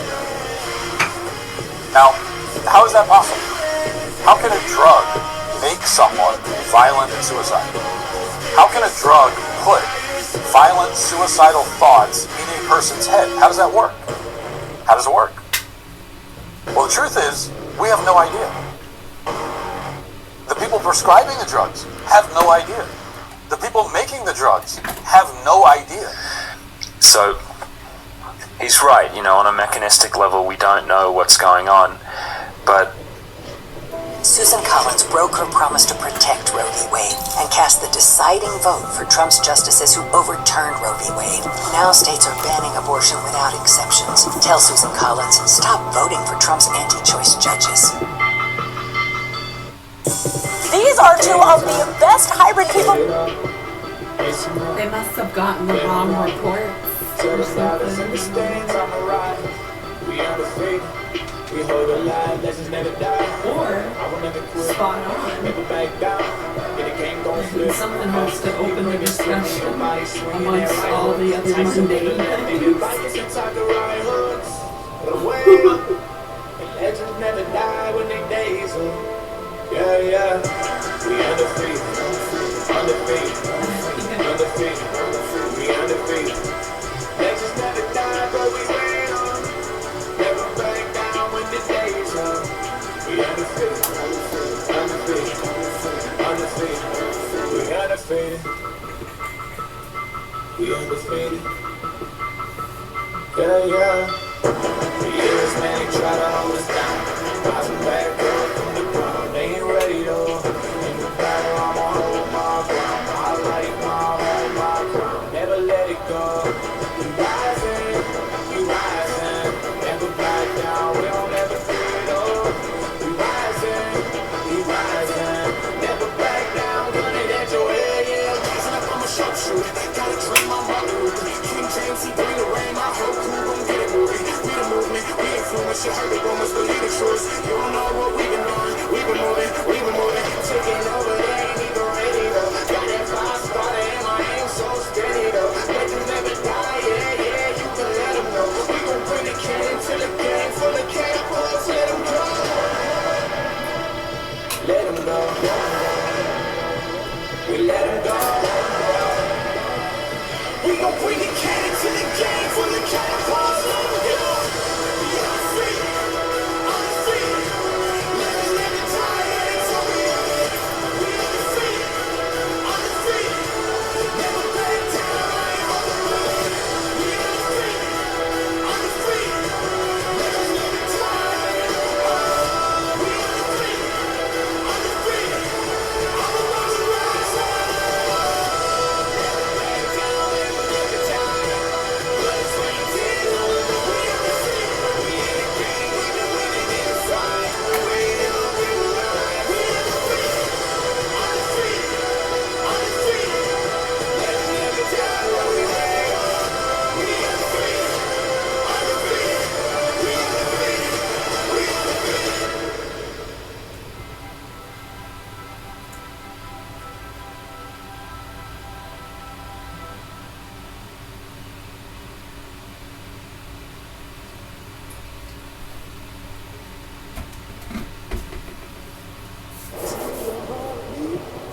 Summer's here, and right now get 0% financing for 5 years on all 2026 Silverado 1500 models.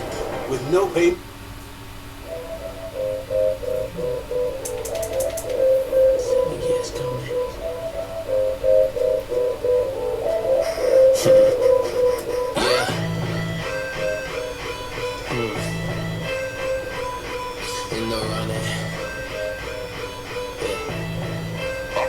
I would say I'm in the running. It's been 7 years coming. I torrented that Fruity Loops and turned it into something. It was built from really nothing, like a building out the wind. Got a $20 mic. Trust me, eBay's your friend, but really there's no one but my king could tell you where I've always been. And trust me, where I am at now was never bought up or pretend. Let's begin. I tell you how this whole thing happened. Talk my talk and walk the walk and follow through with action. Call me pretty boy, but now you know that I'm not acting. Was always in my own world up until the class end. Back then, wasn't in the front.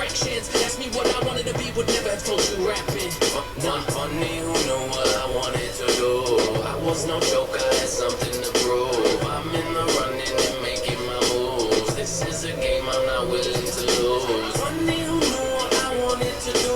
I was no joke, I had something to prove. I'm in the running and making my moves. This is a game I'm not willing to lose. I ain't not willing to lose. I'm killing the proof, I'm spilling the truth. I don't got time for this shit anymore, but somehow I'm still in the booth, feeling the groove, feeling these shoes. Addiction, it's so thrilling to do, but now it's so complicated. Wanna go back to when it was just chilling and cruise.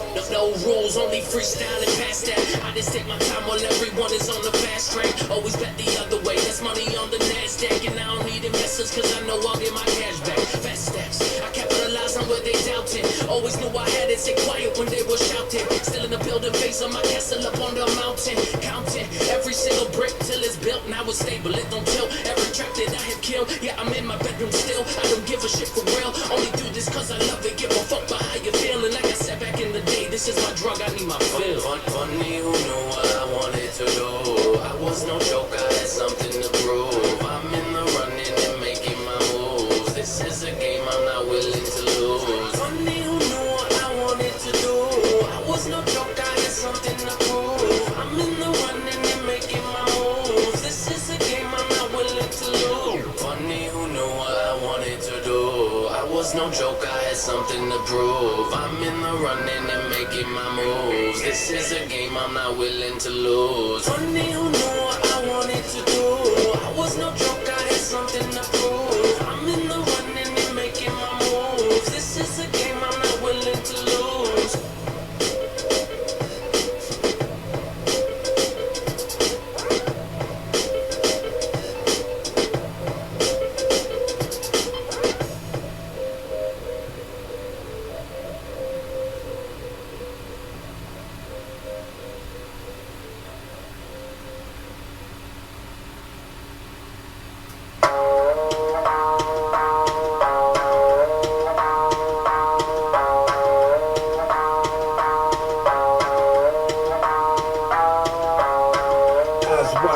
But they know, buried alive by the lies in they soul. They stride of a blind man's stroll, but for whom does the next bell toll? I'm too many years in the zone, too many years to have built what I own. And many dumb fools try to take what I've grown, but these roots go deep and you can't build a stone. So if you wanna push, I'ma shove. If you wanna spar, we can do it no gloves. And if you're gonna run at me, you better do it hard, cause I fear no fall, no brawl, no scars. I'm 2 pounds shy of a bomb, I'm 1 shade short of alarm. I'm 2 past wrath in the palm, got 2 last laughs in my palms. I'm 3 degrees west of a hurricane, 4-wheel drive with a ball and chain. My 5'7" is irrelevant, I'm 6'6" if you threaten my development. Now see a wise man learns from your mistakes and lets the blunders of his brother serve to fill his plate. So best be on your way before the tidal wave breaks, cause you don't wanna come to meet the reaper that awaits.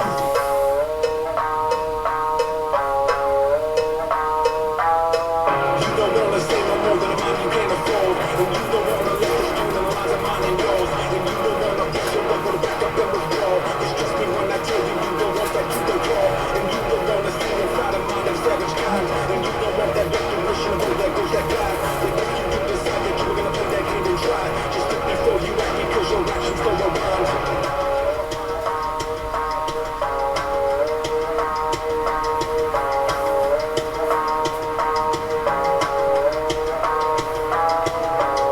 A man with a grudge in a case, a man with intent on his face. And if a man walks in a place, let it be known I won't hesitate. It's a long time coming like a comet pass, got them all fired up from the rocket blast. And if I fall on my sword to my bone to ash, let it clog up the sand in that hourglass. We in the title fight, blow for a blow, and you can reap the benefit of what I have to show, cause I'm about that worth of which you don't appear to know. So you can take the scene while I take over the show. It's a long way down when your head is in the clouds, and all around the sirens play. Don't get in my way, don't tell me I should bow, 'cause I'm no clown. This is not a game, don't get in my way. You don't wanna say no more than a man can't afford, and you don't wanna let this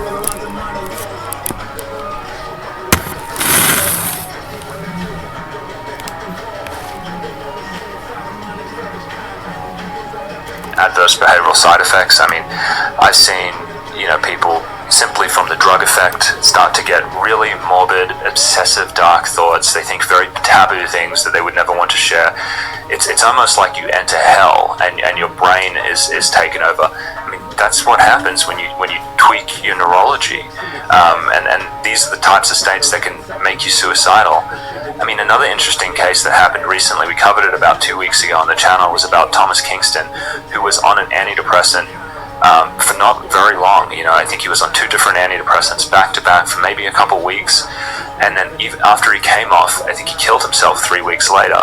And I only know what's in the media, but from what I know about these medications, I think he had a neurotoxic adverse reaction. I think he had a severe reaction to it. It damaged his brain, and then he was put in a place where he had very unstable mood and dark thoughts, and then on a whim he killed himself. And so these drugs, they can be toxic to the brain sometimes, and they can put you in a really dark, impulsive place. And the sad thing is, and the scary thing is we're not studying this in any way. We can't predict this. We haven't gotten a group of people together and researched them, so we have risk factors for who this is going to happen to. So far, the only risk factor we know is younger age, people with immature serotonin systems that fully haven't developed, so it's people usually under age 25. In this age group, when you look at the FDA clinical trials, you're more likely to have a suicidal thought or behavior if you're on the drug. Now just think about that for a second. Isn't that nuts? Isn't that crazy that we put people under 25 on these drugs when you are more likely to have a suicidal event on the drug than off the drug? That's how insane things have gotten at the moment. We have no clue why these drugs supposedly work in the first place, if they actually do work. And we have no idea whether they might turn normal people into violent maniacs. But it's obviously a very concerning finding, especially given how much doctors are overprescribing these drugs to any patient who claims to be depressed. It is very, very, very easy to get an antidepressant drug. This is not a difficult thing to do. And the whole diagnostic process relies entirely on self-report. It is just you telling the doctor how you feel and what's going on with you. Enlightenment is often held out as a thing that just got. So many people here in class and reports around the world, and I can personally attest to witnessing this and experiencing it as well, not just witnessing, but first-hand experience. That they tell the doctors, this medication is making me feel more tired, more lethargic. It's giving me muscle spasms, tremors, heart palpitations. It's not good stuff. And they up the dose. Wow, you must not be taking enough, because those are the symptoms we're trying to treat, right? And if we report that the medications increase the symptoms, it's not going to look too good, is it? They never want to do that. These doctors get fed this fear propaganda, like these people are going around just saying that. They try them for a week or whatever, and they just say that. Trying to flip the script. Yeah, this has gone on our whole lives since we were kids. Insane. Right, so what they'll do is they'll up the dose, and they'll write it up as though the patient's symptoms have increased. The dosage was not enough to address the patient's symptoms. What are the underlying symptoms? They never want to have these discussions because they look fucking stupid. Trust me, I've been in the room multiple times, and we stopped that. Back in 2010, 11-ish, we were done. After the private investigator shot himself, and a lot of the gaslighting going on, and this punk from down south out of a catalytic converter chop shop starts messaging me, and they try to set up some of our police officers. Yeah, we're not fucking around. We're pretty aware. And it's so sad and sick and disturbing what's been going on here. We're concerned about our children, and it does make us sad. We tried to get through to the people around us to stop, And dude, they were so gone and lost in it, and we saw that, and we try to be calm and get them to come out of it, and they didn't want to do that. Yeah, we gave that up. Was it 21, 22-ish? Done. Right. Hello, Northern Lights. Yeah, fucked up, huh? What they're doing over there. Hopefully they've been starting to correct that and addressing it with some of the workers, so to speak. Yeah, wow, huh? Sick motherfucking nasty cunts. Talk about entitled, spoiled, egotistical, nasty fucking people. We're talking about a very small, selected few there. A lot of them were decent, really good people. I like the dude taking my blood pressure. I know, he's like, if it was up to me, I'd open a marijuana facility downstairs. That's a good idea. Wow, some common sense.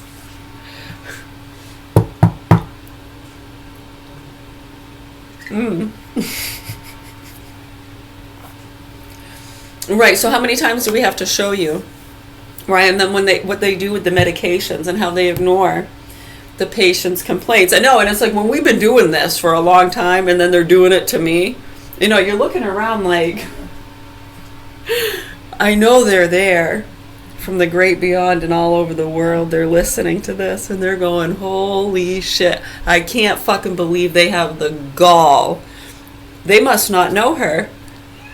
They must be going along with just because other people are heavily motivated and hate her and think she's dangerous, non-vaxxer, deserves to be treated a lesson. Druggies and junkies teaching me a lesson for them getting busted and going to prison over the years. I know. Many detectives and other people who do these kind of things understand we're not a detective. No, we're just disabled retards.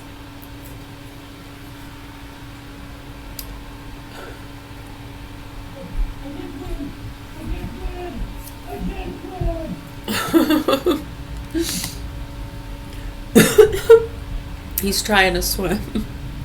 I believe that was, I can't swim. I'm going to go see what they're playing.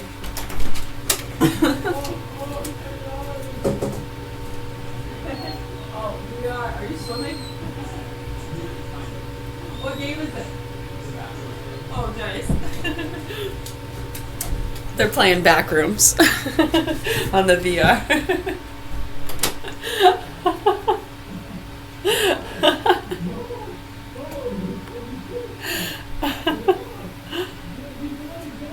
But yeah, how sad is it when we see them ignore those symptoms and they're playing these fucking games and so they up the dose. I know, we're thinking this is insane, knowing how dangerous those things are, and they're just putting them into the hands of people who could easily overdose or kill somebody else. I know, they like to keep an eye on them, I think, and just wait for that to happen. It's become another game and business to these state people and healthcare workers that are fucking gone, dude. They're psychotic. Yeah, and whether or not you're aware of the same things we are, if you're not speaking out about it and you're continuing to peddle the fear propaganda and the medications and bullshit, you're a fucking piece of shit. And I hope you die and burn in hell forever and ever.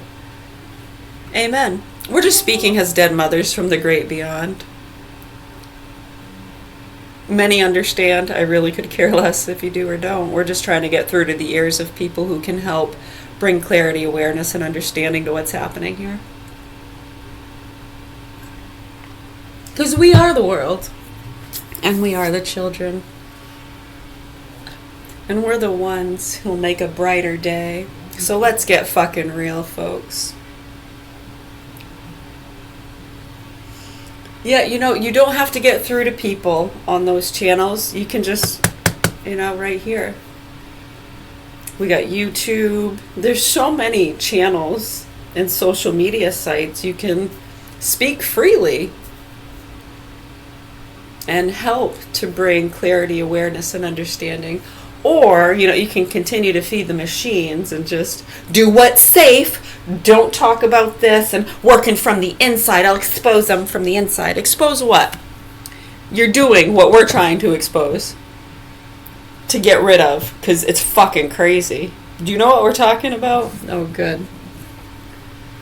I mean, was this generated through something? What is generating these thoughts and the words coming out of my mouth? Yo, can I have some more of the shepherd's pie? Yes, of course. That one. This one I could. I was like, I think he's saying I can't swim. Yeah, that's a fun game, huh? Alright, I'm gonna go make some shepherd's pie. Actually, I'll bring you out with me. Psychiatric illnesses. None of that exists. They're not doing brain scans. They're not looking at anything. It's just based on what you're telling them. Which means that anybody who wants to get any psychiatric drug can get it. Doctors would rather prescribe those drugs than tell patients the truth about their depression and how to deal with it. I can say that in my personal life, and this is anecdotal, but it's all anecdotal, okay? Everything is based on anecdotes. The diagnostic criteria is based on anecdotes. Everything is just anecdotes. It's just people telling stories about what's going on with them. People, that's what all this is. So I'll say that in my case, I've known many people who take antidepressants, and in almost every case, there are glaringly obvious things in their lives that would cause any normal person to be depressed. This is police. In almost every case, I can look at their life and say, well, yeah, I'd be kind of depressed too if I had this going on. Right? So depression is actually a totally rational response to their circumstances. And see, this is one of the things that I hate about the way psychiatry is practiced these days. Yeah, I mean, if you tell someone they have an illness and you put them on a drug, you rob them. There's an opportunity cost there. You rob them of the opportunity to actually fix the root cause. Sometimes it takes a while to dwell on it before you realize, shit, I'm in the wrong relationship, or I need to find a different job, or the trauma that I've had in the past is clouding the way I see the world, and it's given me a whole bunch of maladaptive behaviors that are holding me back and I need to fix it. Or I'm working too hard, I'm not looking after my health, I never exercise, I don't eat food. When you tell someone they have a brain disease, instead of helping them look at their life and question it, you've robbed them of that opportunity. The problem just festers and it doesn't get any better. But instead of making lifestyle changes or dealing with the underlying trauma, they're given drugs that effectively numb their brain. They don't make them feel better, it just numbs them. So they don't feel the feeling anymore.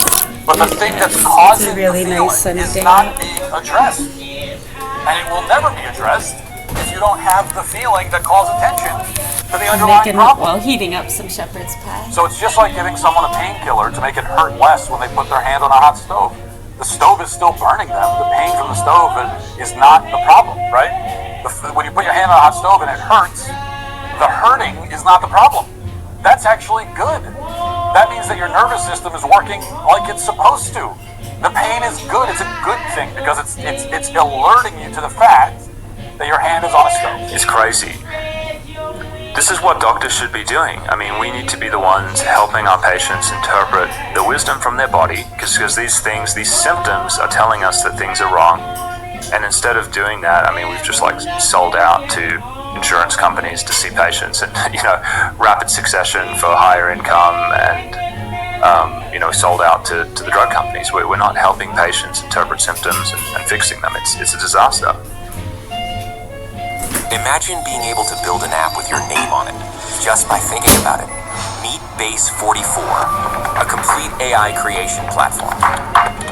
Describe what you want, and watch it take shape. You can plan, customize, and expand in any direction. From tools built for one, to platforms ready for many.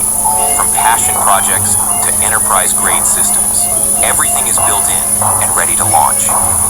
It's a new world of creation, where you can go as far as your imagination takes you. Can you imagine it? Let's make your dream a reality, right now. And you how do I leave behind feelings of guilt and shame even after repentance? It's a fair question. We know that regret, remorse, and godly sorrow lead us to repentance and to the joy of forgiveness. But how do we leave behind those lingering feelings of guilt that may persist? Elder Richard G. Scott, who served many years in the Quorum of the 12 Apostles, had an analogy, kind of a little parable, on this subject. He said, suppose you were foolish enough to walk through a mud puddle and get mud on your shoes. What would you do? Well, you would repent, in a sense. You'd scrape off the mud. You would wipe the shoes clean, might even polish them a bit. But you wouldn't put the mud in an envelope and carry it around with you as a reminder or penance of some kind for your mistake. We need to leave the mud behind. You don't carry it with you. So the question for us is how do we do that? How do we leave the mud behind, if you will? As I look at for examples in the scriptures, one that occurs to me is Alma and his companions, the sons of Mosiah. They were guilty of serious offenses. They had been striving to destroy the church and even destroy the faith of other people. And Alma termed it having murdered or led away to spiritual destruction people. But they repented. As Alma said, nigh unto death. But they repented and they were forgiven and they had joy in their forgiveness. What did they do to leave the mud behind, if you will? Well, there were two things. First, they, as the scripture said, went about zealously striving to repair all the injuries they had done. And so they did what they could. They did what was possible to restore the situation or remedy the situation, if you will. And we can do that. We may not always be able to completely remedy or reconcile a situation, but in the end, full restitution is in Christ and in His grace. They did what they could, we do what we can, and then we leave it in the hands of the Savior. The second thing that they did was to then immerse themselves in the Lord's work, in His cause, in blessing our Father's children. Well, Alma talked about it to his son Helaman in these words in Alma chapter 36. Yea, and from that time, even until now, I have labored without ceasing, that I might bring souls unto repentance, that I might bring them to taste of the exceeding joy, of which I did taste, that they might also be born of God, and be filled with the Holy Ghost. Yea, and now behold, the Lord doth give me exceedingly great joy in the fruit of my labors. That losing oneself in God's service, in His cause, is what turned their guilt to joy, replaced guilt with joy. And that's something that all of us can accomplish. I bear you my witness of the reality and the reach of the Savior's atonement. One adult with eyes on the water. It can and does sanctify and transform us. And it when does exploring the outdoors currents, reconcile, depth and low visibility fully make open water more dangerous. Compensate Be ready to for respond all before that we an may have emergency done happens. that was wrong, Find more mistakes, tips on sins, playing safely around transgressions, water this summer at whatever we may have SafeKids.org. been. We can now become Amazon One Medical holy presents men Painful and holy women. Thoughts. Alma went on to become one of the greatest seers and prophets swimming in a vat of bacteria, catching whatever cootie of the day is breeding in there. history. And I bear witness that you and I can be made holy through the Luckily, with atonement Amazon One Medical 24/7 virtual care, you can get checked out for whatever bronchitis you've contracted. Amazon One Medical. Healthcare just got less painful.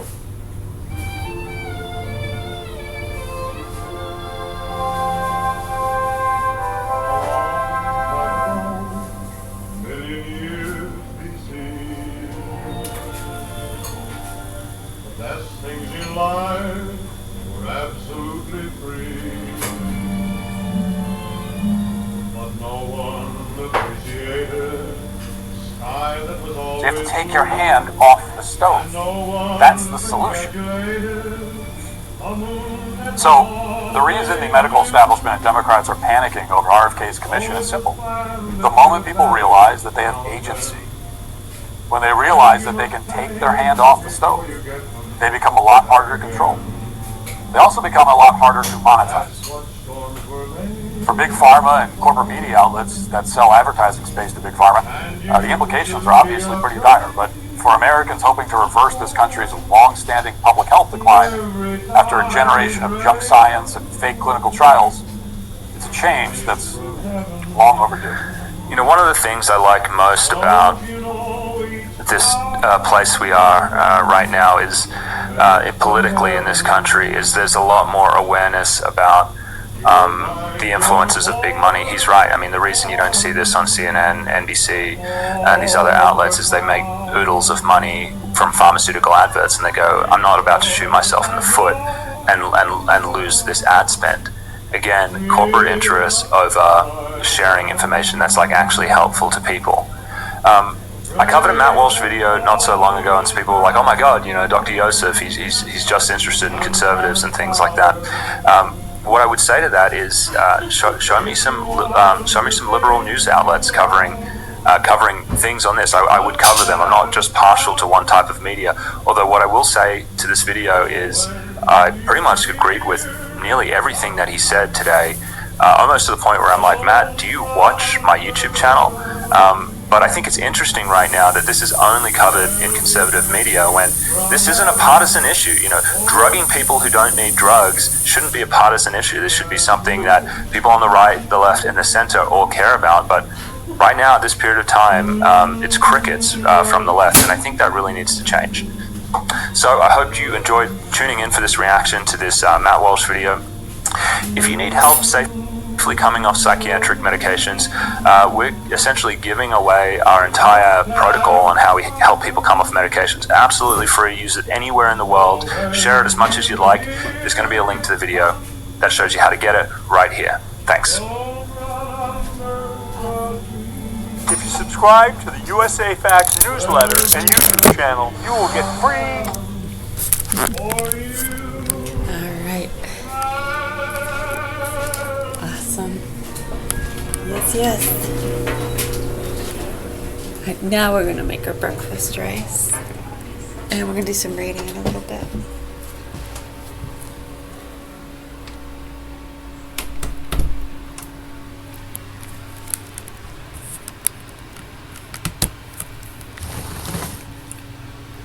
All right, thank you so much. Beyond words.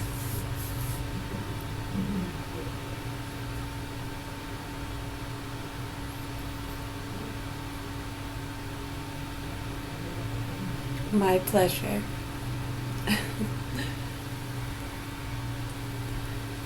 Alrighty. We're going to read some more. We're on The American Spirit and Give Me Souls is the other one we're reading. Cool. I'll see you over there. 310. I was the 310th light on Dr. Joseph is all I was saying. Didn't mean anything. All right. Sometimes I'm just reading random posters, Miss Doubtfire.